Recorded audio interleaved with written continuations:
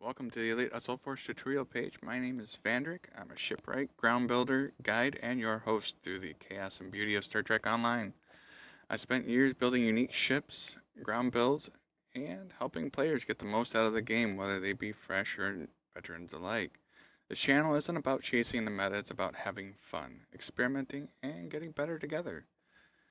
What this channel will cover is getting started, so as you'll see here shortly, character creation, factions, and careers. We'll also cover core mechanics, which would be movements, targets, abilities, and more. We're also going to cover ship and ground builds, whether it be creative designs, practical tips, and playtesting.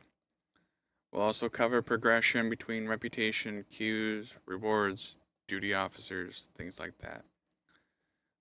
We're also going to have some community features where we're going to have, we'll talk about fleet things as far as like what projects to look at, where to put your resources into. Then we're also going to have some guests come on as well. We're going to talk about builds, theory crafting, and that's the whole idea is just come up with different new ideas, unique, have some fun. You know, we'll even cover some stories that might inspire you to work on, say, a PvP build or a different ship. Something, that's the whole point to the game is just to have fun. Shortly here, we're going to cover character creation, but I just wanted to let you know and appreciate you guys for stopping by and checking out the video. This is my first video, so bear with me here. So, here we are, character creation. When you get to your main screen, you're going to end up clicking on creating a new character. From there, you're going to choose a faction, whether it be Federation or Klingon Defense Force. They are separate, but they can cross paths in PvE and PvP, meaning you can sometimes work with a PvE as far as the Klingon Defense Force and Starfleet, so you can kind of work together, but mostly it's going to be about PvP in that sense. You have 6 different factions, 2 of them which would be Starfleet and Klingon Defense Force. Those are your 2 main factions. However, you do see that there are 4 other factions to play around with. I'm going to cover the fact that Discovery Starfleet and TOS Starfleet, they're all going to just be a part of Starfleet. They just start in a different time frame. Dominion and Romulan Republic are 2 dual factions, so in a sense they both, call to different sides. So Dominion are part of the Dominion force, but they also can be part of Starfleet or Federation. Same thing with the Romulan Republic. They're part of the Romulan Republic, but they are either a part of Starfleet or or KDF, excuse me. So that being said, you have to kind of pick when you get to the end of your tutorial whether you want to be Starfleet or part of the KDF. As far as that, we're just going to pick a Starfleet captain just because it starts off in the time frame of the game where it's going to end at for the other 2 factions as far as Discovery or TOS. Everyone's going to end up in 2409. We're just going to start off in 2409. So once we picked our captain, we're just going to click there. We're going to go to species. From here, there are many different species to choose from. They either offer unique space abilities or ground abilities. Pick which one feels right. I will link the STO wiki to the species so you can pick and choose. Pretty much all of them have a special ability or trait, except for the aliens who actually have a extra trait slot for, I believe, space and ground. So from there, we're just going to move on to the career. It's kind of a hard choice. Engineering, science, tactical, they used to always be specific to one another. Like you'd either pick tank, healer, DPS, or tank, debuffer slash buffing, and does some DPS and some healing. And then you got your DPSers, which are tactical. You just gotta pick which one excites you the most and what role you really want to play. I mean, in all honesty, it doesn't really matter. You can be whatever you want. Like, you could be a science captain, but still be tactical and have all the captain abilities that are specific to that. It's totally your choice, but, you know, if you have more questions, we can go a little deeper into it. Engineers used to be your tanks, science used to be debuffers, space wizards, healers, and then you got your tactical officers who used to just primarily be DPS. You can kind of do a little bit of both, and we'll cover that more later with the traits and skills, not the traits. From there, we're going to move on. Oop, we skipped one page. My bad. All right, so now we're on to the appearance. Really, it's all about whatever you want. I can't tell you, you can pick the presets if you'd like, if you don't want to go that deep into the customization. However, we do have a more in-depth, advanced view of changing everything from skin color, eye colors, hair color, eyebrows, even all the way down to adjusting the head and body the way you'd like. The same thing with the body, as I was saying with the head, everything can be adjusted. Then we go on to the uniform, and the uniform again is just kind of what do you want on your uniform? You're not going to have a lot of choices as a new player. Some veteran players will actually have some better choices to kind of just pick and choose from. But it is your character. You make it the way you want it to be. It can be either male or female. So even if you get in the middle of customization of male, you can change it and you're just going to lose all this stuff here. After that, we're just going to move on to the name. This is the end of it. So you pick and choose a name. You can randomly pick a name. You can put your own name in. Same thing with the ship name. Just keep in mind, mind how you're naming your character. You don't want to get in trouble. It's just something to keep in the back of your head. From there, we're just going to click engage. It's going to start the game up here, take us right to the beginning. If you're a veteran player, it's going to pretty much just ask you to replay the tutorial if you want. You can skip it, but if you don't remember what you're doing, you might as well just go through the tutorial and start over again and try it out. You're going to have some pop-up tutorial come along as well. So you click on them. It'll explain different things as far as the traits. It'll explain a lot of different things, movements, everything. However, I don't need to click on it. I've been playing it for, almost 15 years. So I am going to click on it anyways, just because it's going to help some of the newer players understand it. Obviously, you got to click on the tutorial. You got to play the tutorial. Otherwise, you can't buy some of the ships in the game. Like if you're going to use real world money, you can't buy those ships without going through the tutorial because you can't use them. So as a new player, play the tutorial. It's going to go into a cutscene. You just hit escape and it'll take you out of the cutscene and take you to the Welcome Star Trek Online screen. We are just going to cover a handful of things here. First thing I'd like to cover is... I'm going to close that out real quick. So we have less distraction. Again, these are, as I mentioned earlier, you're going to see this pop up. You can disable them. I mean, most of the key functions are WASD, QE, and a handful of other ones. You will learn them as you go. I mean, if I hit C, I crouch. If I go in B, I go into aim mode as far as like shooter mode, where I use my mouse to click to fight. If I hit X, X goes into aim mode for like MMO features. So it allows you to aim, you'll walk a little slower. That's pretty much it. C is crouch. There's not much more I can cover with that, to be honest. So I'm just going to click disable pop-up because I've been doing this for a while. So disable pop-ups. When you get to the screen, you're obviously just going to talk to the person that's got the yellow arrow over their head. Walk over to them, you can right click, you can hit F, and it'll start opening a chat, basically a window.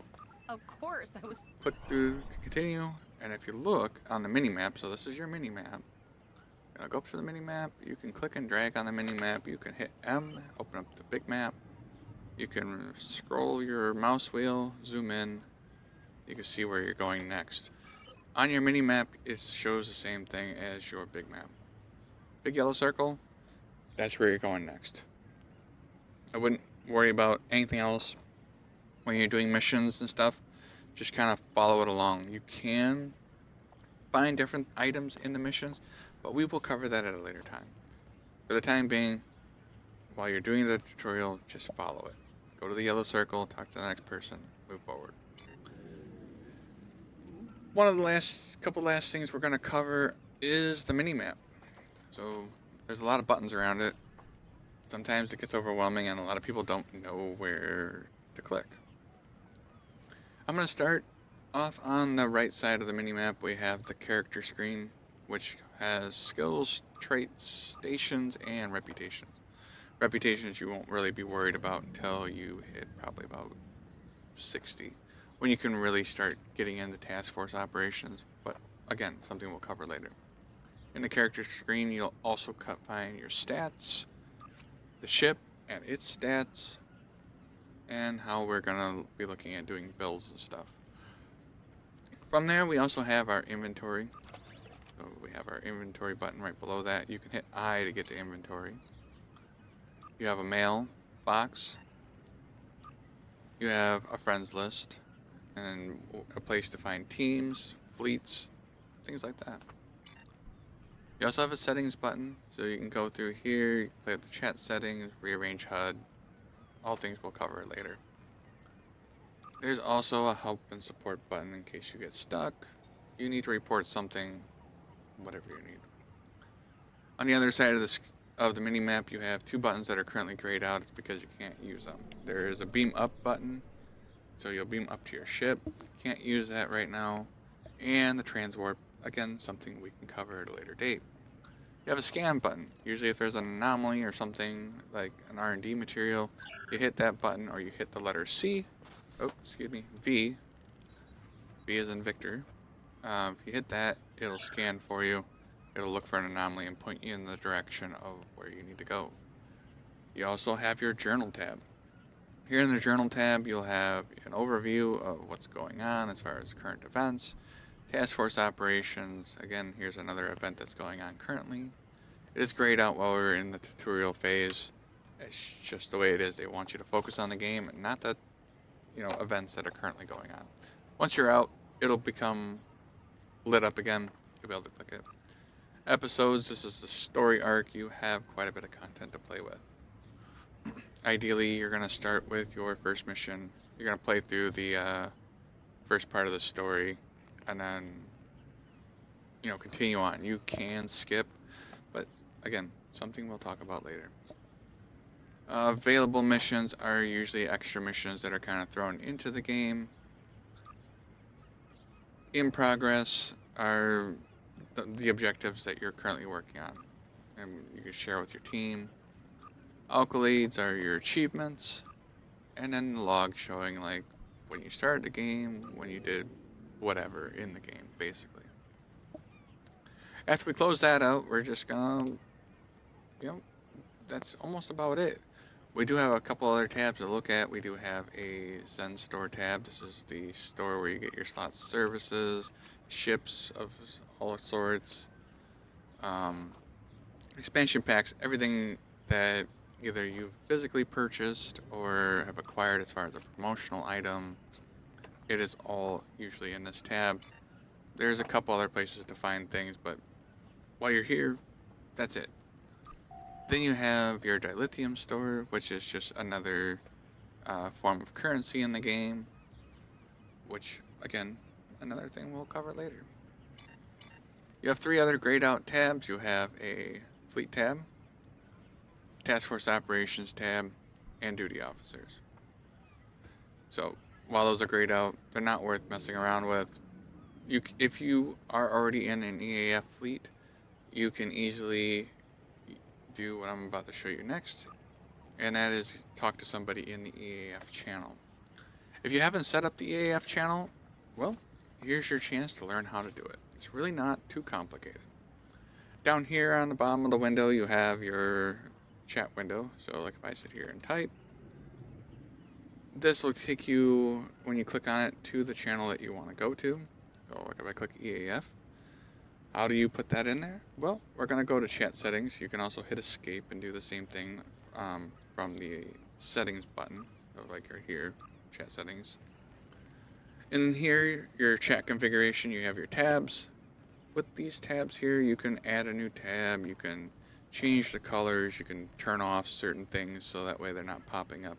Like, especially if I'm talking to somebody here in EAF, I might turn off the majority of this stuff just so I can see their messages as they talk. But we're going to go over to the channels tab. All you're going to type in E-A-F. And then you're going to hit down at the bottom, you're going to click join, and it's going to put you in the EAF channel. From there, you can just type a message, say, hi, how are you? Or if you're looking to be invited to the fleet, say, could somebody send me an invite? This channel crosses over every fleet or every person that is in that channel, whether they are on the KDF side or the Federation side. So it doesn't matter. You can literally ask somebody to recruit you to the fleet or add you to the fleet, and they will most likely jump over. If you're on Federation or on KDF, they'll most likely jump over and take care of you. So besides that, that's about what we're going to cover today. These were some basic things that a lot of people have questions about, and I want to help everyone out as much as possible to get them all squared away and learning different things about it. So with the wrap up here, now we know how to create a character. We know that there's no specific thing we need to do. Like, you don't have to get a specific career. You know how to somewhat navigate the tutorial. All you gotta do, like I said, just follow the arrows, either on the minimap or above the person's head. We know how to look at the HUD for different things that we might need to look into, as far as like the journal, like where we get the quest information, all the other different things that are a part of the HUD. And you've also learned how to join a channel, whether it be the EAF channel or somebody else's channel. You now have access to joining that. So besides that, we are all set here. I'm going to wrap this up, and, well, if you have questions, feel free to ask. Join the EAF Discord. I am usually available to answer questions there. I will add the link down in the description below, along with the STO wiki. And thanks for watching. Fly fast, build boldly.